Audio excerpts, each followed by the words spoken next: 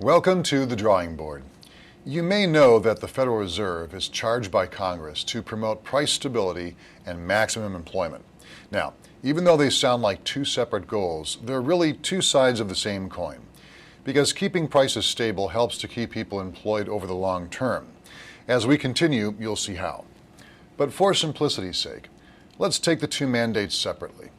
Working to keep as many people employed as possible, it's kind of a no-brainer why you'd want to do that. But what about keeping prices stable? What's the advantage? Well, think of the economy as Goldilocks. What happened to Goldilocks? When she tasted the bowls of porridge that were too hot and too cold, it was very unpleasant, and it didn't make Goldilocks feel very good. In much the same way, the economy doesn't function at its best when it's running too hot or too cold, or when there's a high degree of unpredictability. Let's talk about the perils of each to demonstrate why the Fed is so focused on trying to keep prices stable. Let's start with what happens when the economy is too hot, when the general prices of the goods and services you buy are rising too rapidly, and we have high inflation. One consequence is that if you're on a fixed income, your purchasing power erodes.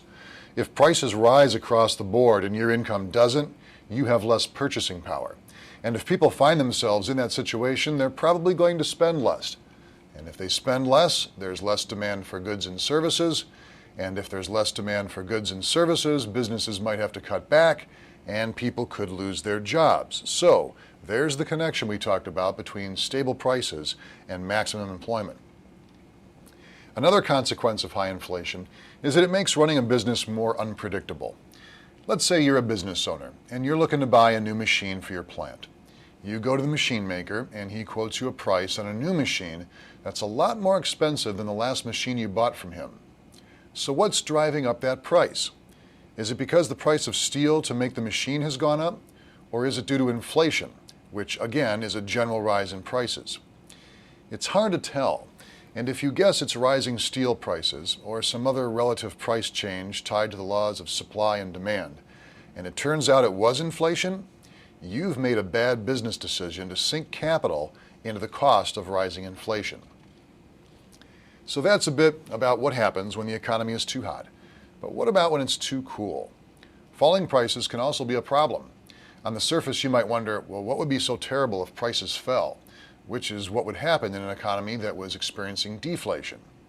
And sure, declining prices might allow people to buy things at a discount, but here's the downside. When people start thinking that prices are going to fall in the future, a lot of folks may delay making purchases. Say you're in the market to buy a car, and you see that the price of cars is staying pretty low and might even fall. Why buy now? Why not wait a few months or another year if you think you're going to get a better deal? If enough people have that attitude for a long enough time, it could slow the overall economy, which could lead to demand for products going down, which could lead to businesses slowing down and perhaps cutting back, which brings us again to the possibility of people losing their jobs. So just like having inflation that's too high, having a general deflation can lead to trouble in the employment market as well.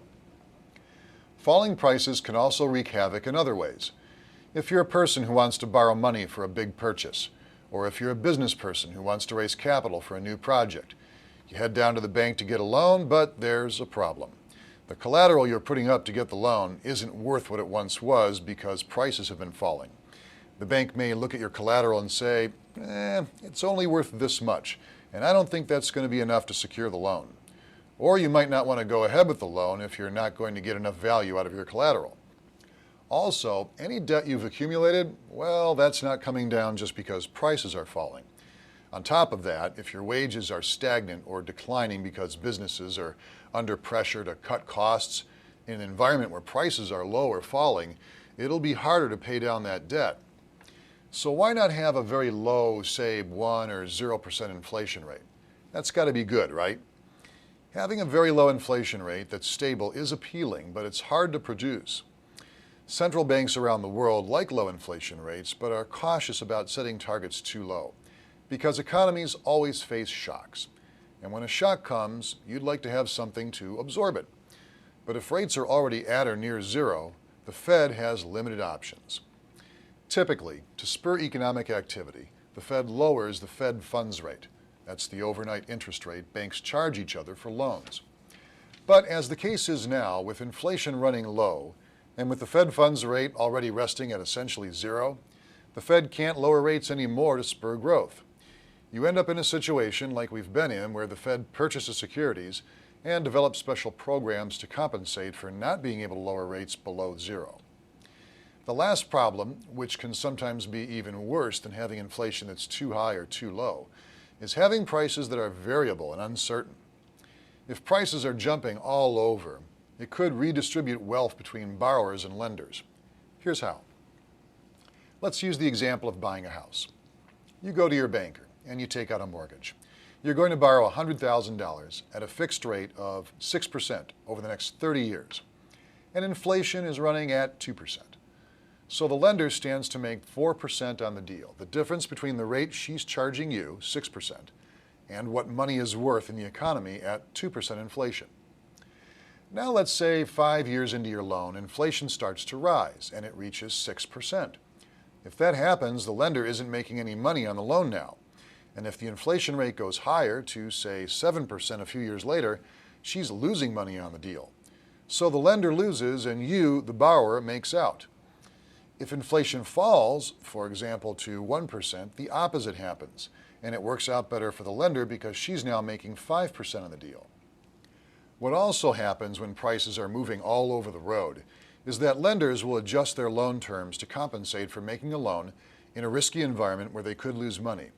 They think, with all those prices jumping around, there's a chance I might end up losing money on loans I make today. So to compensate for that risk, I'm going to charge more for my loans. That's called an interest premium. And as you might imagine, when lenders are charging interest premiums, rates are higher.